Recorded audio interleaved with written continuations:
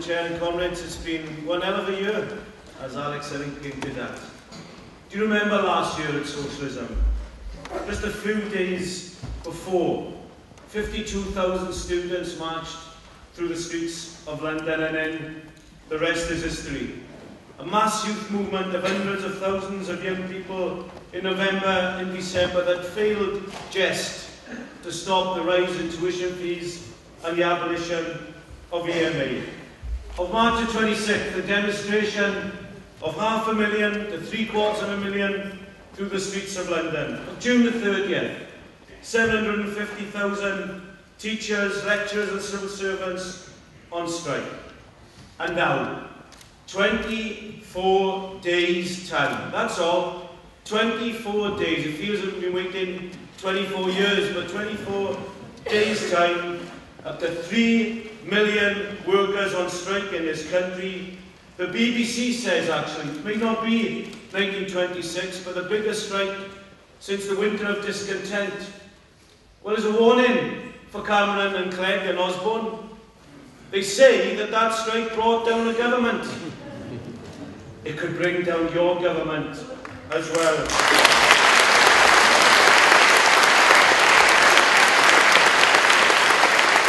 Certainly, the biggest postal ballot that's ever taken place in British history. We didn't have a postal ballot, by the way, in 1979, let alone 1926. And it is a terrifying prospect for this government. That's our word to the right-wing trade union leaders who wobbled a bit in the week. This government is terrified of November the 30th because they wouldn't have put the deal on the table if they thought they were in a strong position.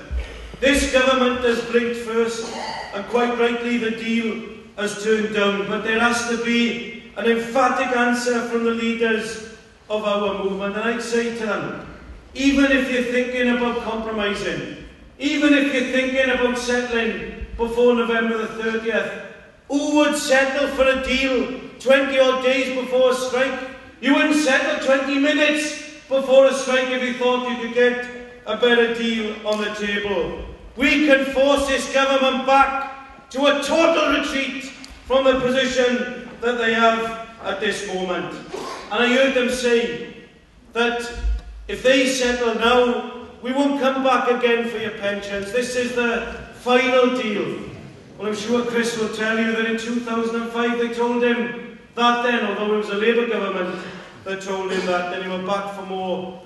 Can you tell that to the workers in Greece and Ireland, that once a capitalist government makes a promise, they never come back for more? Employers always come back for more if they get a victory. And that is the secret. Comrades, the message to barber and apprentice: no secret deals, no secret talks. You do your talking in front of the movement. Full transparency.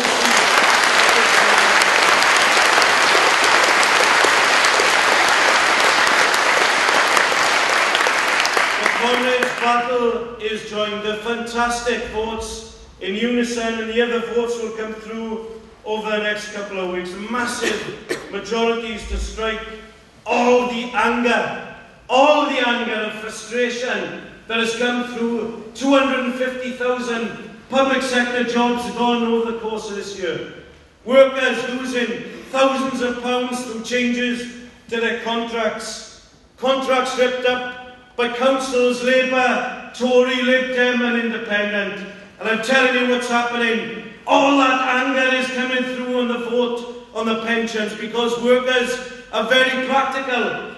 They can't fight and win every battle, but they're saying, we may have lost those battles, but we want to win the war, and that is why we're voting for the strike on pensions.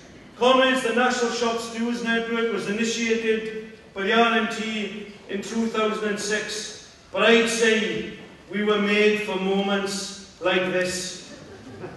We have come to the fore over the last 12 months. We lobbied the TUC last year for the national demonstration. I'd like to think we played a role in that. We lobbied Labour councillors on March the 5th, and I'd say to them, you made the cuts last year, you don't have to make the cuts next year. Stand up to the Condemn coalition, not too far, too fast. And of course, year, in this hall, on the 11th of September, the National Shop Stewards Network held a rally, a march and lobby of the TUC, and lo and behold, I don't think it's just down to us, we think the unions like the PCS and others played a key role in that, but it didn't help to put that idea forward for coordinated strike action on pensions. You see, I've estimated that the NSSN has given out over 100,000 leaflets this year with a simple message for a 24-hour public sector general strike.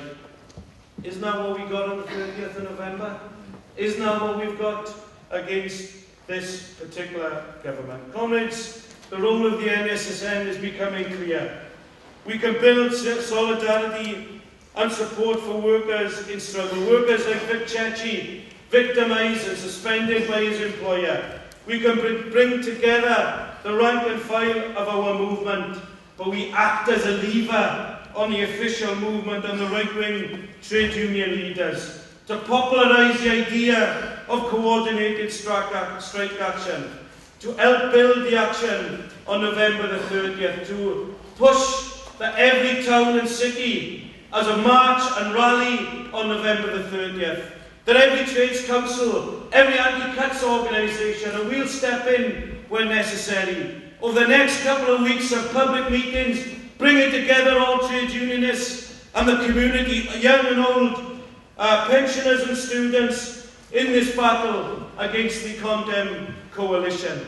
And we don't take it for granted that all workers know how to organise a picket line. We'll offer support and help in organising those basics of the movement.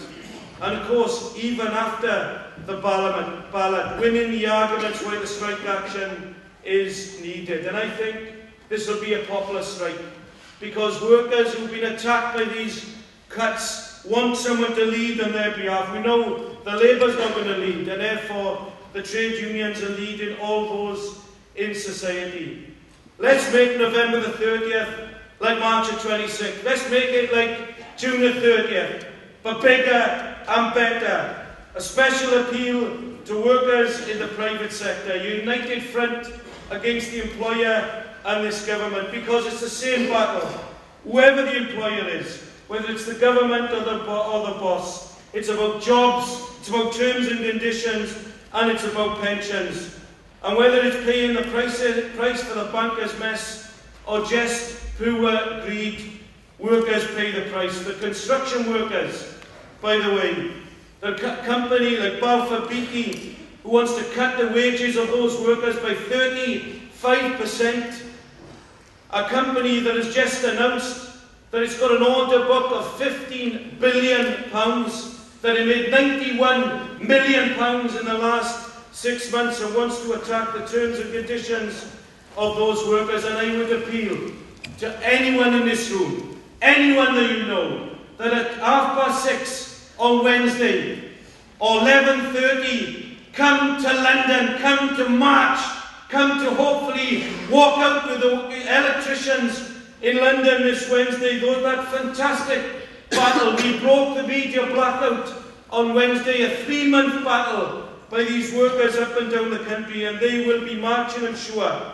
with the students that are taking action as well on Wednesday as well. I'm sure the lesson of the Lindsay workers in 2009, whether it's official or unofficial, strike action will beat the employers' plans to break up national agreements and smash terms and conditions. And those workers have also raised in the prospect, like the POA, like the private sector workers as well, that they are looking to have a national stoppage on construction sites on November the 30th to support public sector workers. Comrades, beyond November the 30th, the NSSN will raise, like the left unions like PCS, and we're escalating the action. And we are open to all the debates about the type of action. But action that builds momentum, not dissipates the mood. Whether the next strike is another 24-hour strike or a 48-hour strike or whatever, it's building the action on a national basis. Comrades, the strike on November the 30th will raise the consciousness of all workers, and it will reveal the truth to all those in society, the government, the employers, the bankers, to workers, but to all sections of society that have been attacked by this government and are reeling from the economic crisis. Comrades, it is our class, working class people, when given a lead, show that they are the power in the land and an inspiration to all those downtrodden in society. And I'll finish on this point. The Jarrow March, and I marched them for a day. It felt like a week, but it was only a day. The Jarrow March has in some respects retied the knot of history this week. 75 years since that march. Well, 75 years ago there were 2 instances in South Wales where 300,000 workers, their families and their friends, men, women and children, marched from South Wales in 1934 and 1936 against the means test. That meant probably 1 in 7 of everyone who lived in that area was on the streets of that particular part of the country to fight against the attacks of a coalition, Tory-dominated government at that time. We study history to learn the lessons of history, but we are making our history. We are writing our own history at this moment in time. We did it on March the 26th. We'll do it on November the 30th as well. Comrades, we learn from history. We make history to have a successful present. We are taking action to stop the attacks on the pensions and to start the process to bring down this government as well.